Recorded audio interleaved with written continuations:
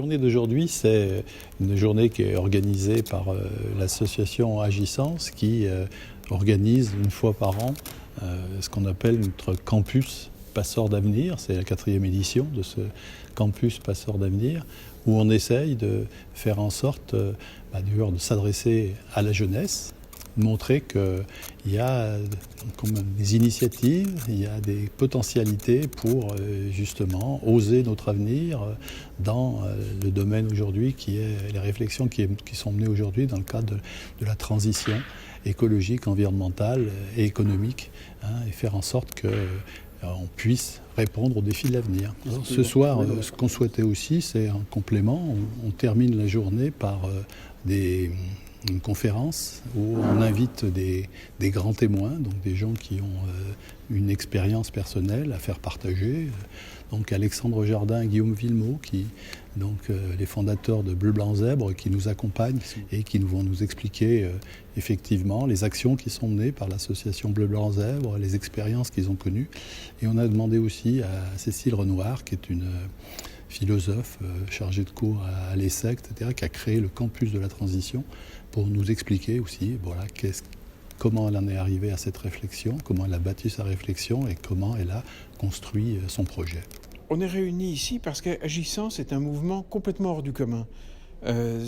C'est un mouvement qui, en France, met les autres en mouvement. Donc, on a passé l'après-midi à écouter des tables rondes où des lycéens construisaient des projets pour faire avancer notre société. Et ce qui est hallucinant, ce qui se passe ici, à Chambéry, c'est absolument exemplaire pour le pays. Parce que quand on allume aujourd'hui les grands médias, qu'est-ce qu'on voit ? On voit une société qui se fracture, qui se fout sur la gueule. Et quand on arrive ici, on a l'impression d'être dans un pays de gens évolués. C'est-à-dire de gens responsables, de gens adultes, qui mènent des projets ultra concrets pour la communauté. Pas que pour la Savoie, au-delà de la Savoie, et ça fout la pêche. Ce que tous les lycéens ont proposé, tirer parti de leurs compétences. C'est ça qui est passionnant. C'est qu'au fond, dès qu'on demande aux gens, dès qu'on leur fait confiance, et qu'on leur dit, au fait, proposez vos actions d'intérêt général, les gens tirent profit.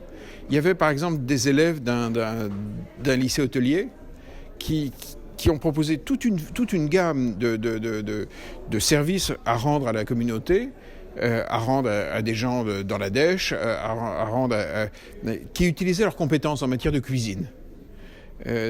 Donc le premier réflexe du citoyen, même très jeune, c'est d'utiliser ce qu'il est. Et les gens sont ultra pragmatiques, à 16 ans.